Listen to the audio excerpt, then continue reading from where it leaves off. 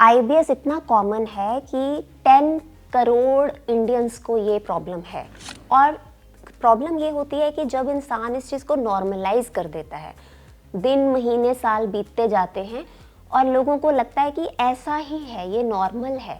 गट और ब्रेन का जो कनेक्शन है, उनका जो कम्युनिकेशन है, वो वीक हो गया है, तब आपको इरिटेबल बाउल सिंड्रोम होता है। स्टूल्स में कई बार उनको म्यूकस भी नज़र आता है, ब्लोटिंग बहुत रहती है, और कई बार क्या होता है कि एक नॉर्मल जो एक हेल्दी इंडिविजुअल में जितनी गैस होती है ना, वो भी उनको पेन की सेंसेशन देती है। तो ये सारे जो क्लासिक सिम्टम्स हैं आईबीएस, जितने भी लोगों को इमोशनल स्ट्रेस होगा उनको आईबीएस के सिम्टम्स होंगे ही होंगे। आईबीएस के पेशेंट्स को रॉ फूड्स बिल्कुल अवॉइड करने हैं, कच्चा भोजन, सलाद वगैरह ना बिल्कुल अवॉइड करने हैं। आईबीएस के पेशेंट्स को एक एप्पल नहीं खाना, एक पियर्स नहीं खाना है। जितने भी फ्रूट्स के स्किन जो होते हैं ना, वो थोड़े से हार्ड होते हैं, वो सब अवॉइड करना है, बिकॉज हम रॉ फूड अवॉइड कर रहे हैं। आईबीएस पेशेंट्स के लिए पपीता बहुत अच्छा है, कस्टर्ड एप्पल, सीताफल अच्छा है।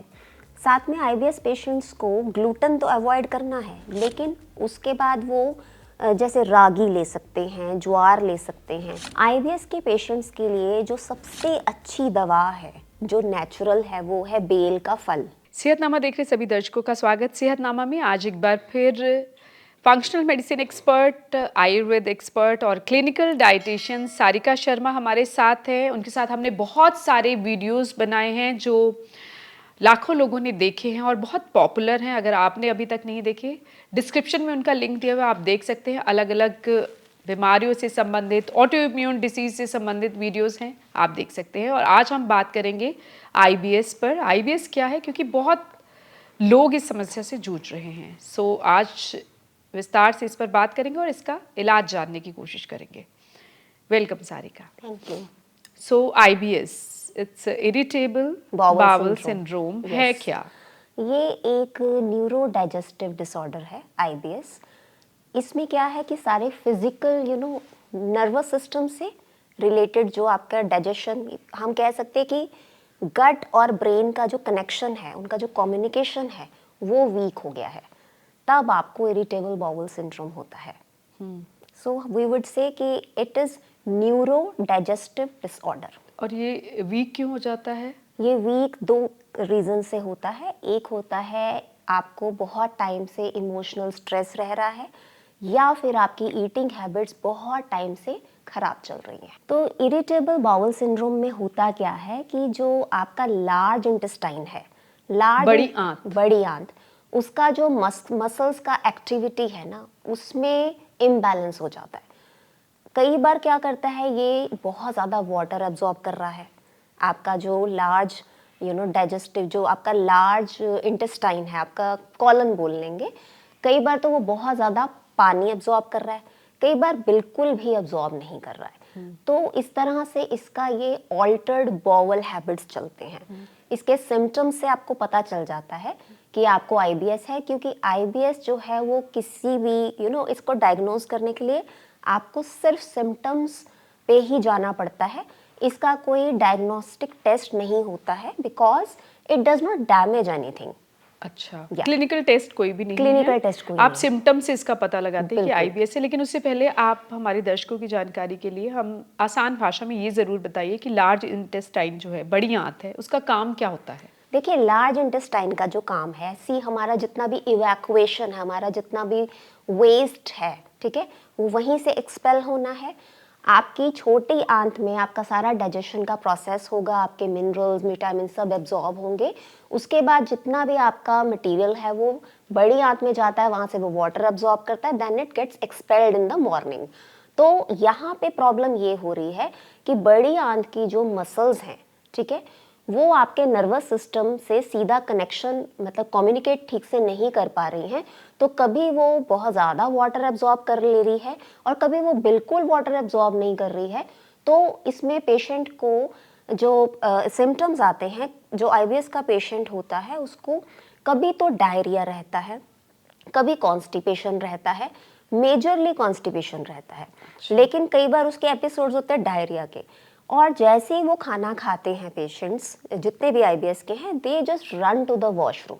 उनको वॉशरूम यूज करने की अर्ज होती है खाना खाने की तुरंत बाद पॉटी आ जाती है। तुरंत बाद, बिल्कुल। तो और उसमें होता क्या है कि उनको सुबह के वक्त इनकम्प्लीट इवैक्यूएशन होती है, कि ठीक से मोशन नहीं होता है, उनको सेटिस्फेक्शन ही नहीं पेट होती। साफ नहीं होता, बिल्कुल, ये फीलिंग होती और है। स्टूल्स में कई बार उनको म्यूकस भी नजर आता है। तो इस तरह के कुछ कुछ सिम्टम्स होते हैं। ब्लोटिंग बहुत रहती है, और कई बार क्या होता है कि एक नॉर्मल जो एक हेल्दी इंडिविजुअल में जितनी गैस होती है ना, वो भी उनको पेन की सेंसेशन देती है। तो ये सारे जो क्लासिक सिम्टम्स हैं आईबीएस के। आईबीएस इतना कॉमन है कि 10 करोड़ इंडियंस को ये प्रॉब्लम है। और प्रॉब्लम ये होती है कि जब इंसान इस चीज़ को नॉर्मलाइज कर देता है, दिन महीने साल बीतते जाते हैं और लोगों को लगता है कि ऐसा ही है, ये नॉर्मल है, and they don't get alarmed कि हमें इस चीज़ के लिए कुछ करना चाहिए, और वो उस चीज़ पे कुछ कर नहीं पाते हैं, तो आगे जाके यही चीज़ जो है फिर दूसरी प्रॉब्लम्स में कन्वर्ट हो जाती है, जैसे कॉन्टिन्यूस एसिड रिफ्लक्स रहना, गट डिसबायोसिस होना, और बहुत सारे विटामिन्स मिनरल्स की डेफिशिएंसी होना। इसीलिए हमें ये शुरू से ही बहुत ध्यान देने की ज़रूरत है। आईबीएस के पेशेंट को बहुत ज़्यादा थकावट रहती है, और उसको एक तो फ्लेयर्स होते हैं एंजाइटी के भी, क्योंकि ये न्यूरो डाइजेस्टिव डिसऑर्डर है।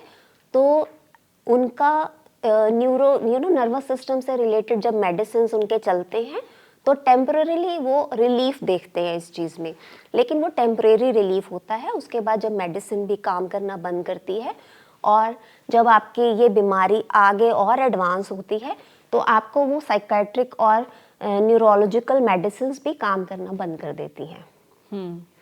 तो इसीलिए हमें रूट कॉज में जाके इसका बेस लेवल पे हमें इसका ट्रीटमेंट करना होता है। क्योंकि मैंने आपको बताया कि इसके 2 मेजर कॉजेज होते हैं। एक होता है इमोशनल डिस्टर्बेंस, इमोशनल स्ट्रेस, हर वक्त एक इमोशनल स्ट्रेस रहना, और फिर उसका क्रॉनिक हो जाना। अब ऐसे जो बड़े क्लासिक सिम्टम्स होते हैं, जितने भी लोगों को इमोशनल स्ट्रेस होगा, उनको आईबीएस के सिम्टम्स होंगे ही होंगे। हमारे पास मेजरली जो क्लाइंट्स अप्रोच करते हैं, उनके कुछ जॉब्स ऐसे ही होते हैं, जैसे उनको प्रोफेशनल स्ट्रेस है बहुत ज़्यादा, या फिर पर्सनल लाइफ का बहुत ज़्यादा स्ट्रेस है। तो वो कहते हैं कि 7-7, 8-8 साल से उनको इस टाइप के सिम्टम्स चल रहे हैं, लेकिन वो उसको नॉर्मलाइज करते रहे, और उसके बाद वो दूसरे डिजीजेस में कन्वर्ट हो गए। जैसे अच्छा, दूसरे डिजीज जैसे आपने बताया कि बिल्कुल। क्रॉनिक हो जाती है, तो और गंभीर बीमारियां बिल्कुल हो सकती हैं। बिल्कुल। तो अब ये सिम्टम्स नज़र आए तो आईबीएस के पेशेंट को ध्यान देने की ज़रूरत है, और इसका इलाज आप कैसे करते हैं? सबसे पहले आइडेंटिफाई करना बहुत ज़रूरी है कि इसके ट्रिगर्स क्या हैं, कि क्या रीजंस होते हैं। और बहुत कॉमन जो ट्रिगर है वो है आर्टिफिशियल स्वीटनर्स। ठीक है, जैसे कि कुछ लोग क्या करते हैं, अवॉइड करते हैं शुगर, लेकिन वो सोचते हैं कि हमको कैलोरी रिस्ट्रिक्शन करना है, तो हम आर्टिफिशियल स्वीटनर ले लेते हैं, and they consider it healthy, लेकिन वो बहुत ज़्यादा डैमेज कर रहा होता है। फिर कैफिनेटेड प्रोडक्ट, जितने भी प्रोडक्ट्स हैं कैफीन से बने हुए, जैसे आपकी कॉफ़ी हो गई या टी हो गई, ये एकदम से इरिटेट कर देती है।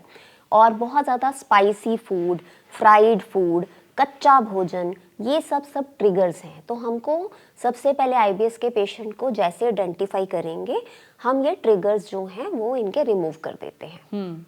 ठीक है। उसके बाद बहुत ज़रूरी है इस चीज़ को देखना कि रूट कॉज को हमको टर्मिनेट करना है, रूट कॉज को पूरी तरह से फिक्स करना है। अगर पेशेंट इमोशनल स्ट्रेस से गुजर रहा है, तो उसकी काउंसलिंग करना बहुत ज़्यादा ज़रूरी है। तो जितने भी इंटेलिजेंट लोग होते हैं ना, जो बहुत पढ़े लिखे होते हैं, तो नेचुरली उनको लगता है कि काउंसलिंग, हमारी काउंसलिंग करने की क्या ज़रूरत है, हम तो अच्छे से जानते हैं कि हाँ इमोशनल स्ट्रेस है, इसमें काउंसलिंग क्या करेगी। लेकिन जो काउंसलर्स होते हैं, जो प्रोफेशनल्स होते हैं, सीबीटी जानते हैं, वो बहुत स्टेप बाय स्टेप उनको उस इमोशनल स्ट्रेस से बाहर निकलना सिखा देते हैं। एक्चुअली में स्ट्रेस सभी को होता है, लेकिन एक पेशेंट और दूसरे उसमें फ़र्क क्या इंडिविजुअल में, कि आपको जो है वो स्ट्रेस मैनेज करना आना चाहिए, कि आप उस स्ट्रेस को कितना अपने ऊपर हावी होने दे रहे हैं। तो बेसिकली वो स्ट्रेस से हम मैनेज करना सिखाते हैं काउंसलिंग करके पेशेंट को। एक बार इमोशनल डिस्ट्रेस आपका निकल गया, ठीक है, आप थोड़ा इसको मैनेज करना सीख गए, अब हम डाइट पे आ जाते हैं। तो सबसे पहले हम क्या चीज़ रिमूव करेंगे, वीट को रिमूव कर देते हैं। अच्छा, गेहूं नहीं खाना? गेहूं नहीं खाना। वीट उसकी को, वजह? उसकी वजह ये है कि गेहूं जो है उसमें एक ऐसा मॉलिक्यूल है जो अभी हमारे इवॉल्व्ड डाइजेस्टिव सिस्टम्स हैंडल नहीं कर पाते हैं, बिकॉज गेहूं अब हाइब्रिड है। ग्रीन रेवोल्यूशन के टाइम पे क्या हुआ था कि जो हमारा ट्रेडिशनल गेहूं था वो बहुत कम उपजा करता था, तो उसको हाइब्रिड करके क्रॉस कनेक्शन करके हाइब्रिड बना के बहुत एम्पल अमाउंट में क्रॉप हम उगाने लगे। तो उसमें क्या हुआ कि धीरे धीरे हमारा डाइजेस्टिव सिस्टम उस तरीके का अब इवॉल्व हो चुका है कि हम वीट में पाए जाने वाला वो जो ग्लूटेन का एक मॉलिक्यूल है वो अब ऐसे सेंसिटिव डाइजेस्टिव सिस्टम्स नहीं हैंडल कर पाते हैं। लेकिन अगर आपका डाइजेस्टिव सिस्टम रोबस्ट है, स्ट्रॉन्ग है, वो वाले डाइजेस्टिव सिस्टम्स इस वीट को हैंडल कर लेते हैं, ब्रेक डाउन हो जाता है। अब चूंकि कि आईबीएस के पेशेंट्स का स्टमक एसिड जो है वो बहुत लो रहता है, और साथ में इनका जो गट माइक्रोबायोम है ये इनके अगेंस्ट ज़्यादा होता है। तो बहुत इम्पॉर्टेंट है कि इस टाइम पर इनका केजीन बंद किया जाए। जस्ट 3 मंथ्स के लिए हम लोग डेयरी प्रोडक्ट्स को बंद कर देते हैं, क्योंकि जो केजीन होता है वो भी आपके गट लाइनिंग को इरिटेट करता है। क्या ये केजीन? केजीन जो है वो दूध में पाए जाने वाला एक मॉलिक्यूल होता है जो कि सेंसिटिव डाइजेस्टिव सिस्टम्स नहीं कर पाते उसको डाइजेस्ट।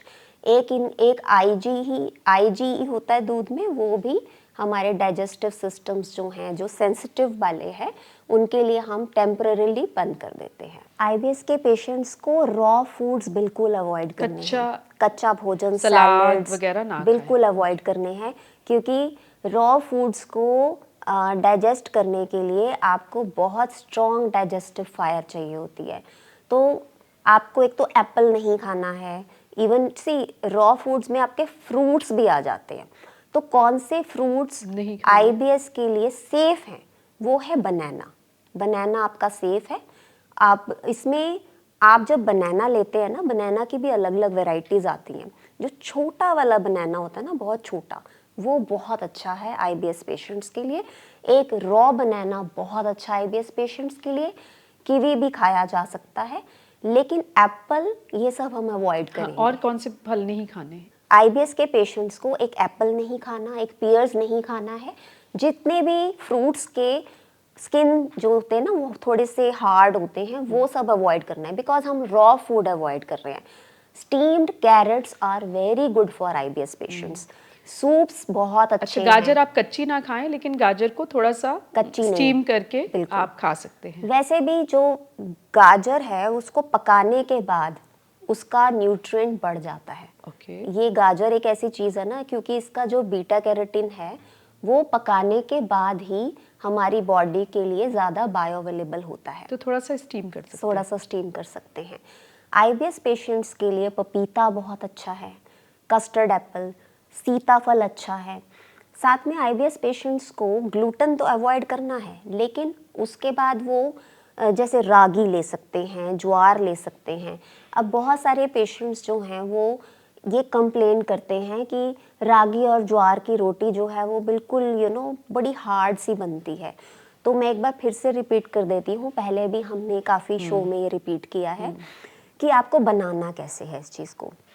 आप ना जैसे मान लीजिए 1 कटोरी आप रागी का आटा ले लीजिए, जिसको हम नाचनी भी कहते हैं। वो लेने के बाद आप उससे डबल वाटर बॉइलिंग पे रख दीजिए, ठीक है। अब वो बॉयल हो रहा है, उसमें थोड़ा सा देसी घी डाल दीजिए, थोड़ा सा उसमें नमक डाल दीजिए, उसको अच्छे से स्टर करेंगे, और जो आटा है वो डाल के उसको पका, इस तरह से स्टर करके उसको ढक देंगे, ठीक है। ढकने के बाद उसको गैस को ऑफ कर देंगे और उसको 15 मिनट तक वैसे ही रहने देंगे।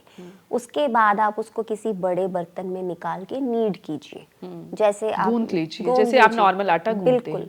उसके बाद उसको उसी तरह से रोलिंग पिन से बेल के बनाइए, बहुत ही सॉफ्ट रोटी बन जाती है। रागी भी और ज्वार भी। ज्वार, जी, ठीक है, दोनों। इवन और मिलेट की, किसी भी मिलेट और के आटे की। मक्की, जैसे अब सर्दियों के मौसम में क्या मक्की खा सकते हैं आईबीएस के पेशेंट? सी और बाजरा? बाजरा जो है ना वो बहुत गर्म तासीर का होता है, तो सर्दियों में तो ये खाया जा सकता है थोड़ा बहुत। और मैं हमेशा यही बताती हूँ कि किसी भी अनाज को मिक्स करके नहीं खाएं, हर चीज़ थोड़ी थोड़ी खा सकते हैं। मेजरली ग्लूटेन अवॉइड करना है आईबीएस के पेशेंट्स को। आईबीएस के पेशेंट्स के लिए जो सबसे अच्छी दवा है, जो नेचुरल है, वो है बेल का फल, बेल फ्रूट। गर्मियों में मिलता बिल्कुल। तो बेल फ्रूट के बहुत सारे सिरप्स भी आते हैं, बिल्वा आसव आता है आयुर्वेद में, बेल का पाउडर आता है। तो ये चीज़ें यूज़ करके आप धीरे धीरे इस प्रॉब्लम से मुक्ति पा सकते हैं। कुछ और आयुर्वेद के हिसाब से आप आईबीएस के जो पेशेंट है उन्हें कुछ बता सके? जी, जो हरी मूंग की दाल है वो आईबीएस के पेशेंट्स के लिए वरदान है, क्योंकि आयुर्वेद के हिसाब से ये बहुत कूलिंग है और डाइजेशन डाइजेस्टिव सिस्टम को कुछ कूलिंग भी चाहिए होता है। तो आईबीएस के पेशेंट्स मूंग दाल का सूप पी सकते हैं, मूंग दाल की खिचड़ी खा सकते हैं, इवन मूंग दाल का डोसा भी खा सकते हैं। चावल खा सकते हैं? चावल is safe for IBS patients. और दूसरा, जैसे हमने कर्ड हम मना करते हैं कि आप दही नहीं क्योंकि आपने खाइए। कहा कि 3 महीने के लिए आप डेयरी मना कर रहे हैं, दूध ही तो मना कर रहे हैं, तो आप उसमें दही भी शामिल हो जाती है। लेकिन हम क्या कर सकते हैं ना, छाछ बना के उनको दे सकते हैं। छाछ, उस छाछ में आप भुना हुआ जीरा, थोड़ा सा अदरक और सेंधा नमक, काली थोड़ा मिर्च। हींग, काली मिर्च, ये सब डाल के आप आईबीएस के पेशेंट को दे सकते हैं। नींबू पानी? नींबू पानी इज गुड। ओके, नींबू पानी, नारियल पानी, ये जी, सब वो पी सकते हैं बिल्कुल, आईबीएस के पेशेंट। बिल्कुल। और क्या कुछ डूज एंड डोंट्स है जो आईबीएस के पेशेंट को, इरिटेबल बावल सिंड्रोम है जिनको, उनको नहीं करना? इन द नटशेल मैं आपको यही बताती हूँ कि सबसे पहली चीज़ तो इमोशनल स्ट्रेस को रिमूव करना है। उसके लिए कुछ टिप्स भी दे दीजिए। जी, उसके लिए सबसे बड़ा टिप जो मैं दे सकती हूँ वो यही है कि आप अपनी ब्रीदिंग को इम्प्रूव कीजिए। हमने ज़्यादातर देखा है कि जब भी हमारा जो ब्रेथ होता है ना वो शैलो होगा तो ब्रेन वेव्स उसी हिसाब से चेंज होती हैं। अगर हम डीप ब्रीदिंग करते हैं तो डीप ब्रीदिंग में आप कभी भी स्ट्रेसफुल नहीं रह सकते। तो बेसिकली आपको प्राणायाम की बहुत ज़्यादा ज़रूरत है। पहली चीज़ तो यही है इमोशनल स्ट्रेस को रिमूव करने के लिए। दूसरा, ग्लूटेन आपको रिमूव करना है। तीसरा, आपको डेयरी रिमूव करनी है। चौथा, आपको आर्टिफिशियल स्वीटनर्स रिमूव करने हैं। प्रोसेस्ड फूड बिल्कुल रिमूव करना है। आपको कुछ भी फ्राइड नहीं खाना है और बहुत ज़्यादा फाइबर भी नहीं शुरू में खाना है। और रॉ फूड्स नहीं खाने हैं, बेकरी नहीं खानी है, बिस्किट्स, केक्स, ये सब नहीं, चीनी भी अवॉइड करनी है। तो बेसिकली हमको धीरे धीरे अपना डाइजेस्टिव सिस्टम को हील करना है। अगर ये सब हम करते हैं तो कितने टाइम में आईबीएस के पेशेंट जो है वो क्योर होने लगते हैं? 15 डेज में ही बहुत ज़्यादा ड्रास्टिक डिफरेंस देखने को मिलता है। आईबीएस के तो सारे पेशेंट्स बहुत आराम से ठीक हो जाते हैं। सिर्फ सारा ये कमाल डाइट और लाइफस्टाइल का है। बिल्कुल। अच्छा, ब्रीदिंग टेक्निक आप हमें अपनी अगली वीडियो में बताएंगी कि कैसे आप एक अपनी ब्रीदिंग टेक्निक से सांस लेने का जो सही ढंग है उससे अपने स्ट्रेस को, अपने तनाव को कम कर सकते हैं। सिर्फ स्ट्रेस ही नहीं, सारी बीमारियां शरीर छोड़ के भाग जाएंगी, ऐसी ब्रीदिंग टेक्निक बताऊंगी।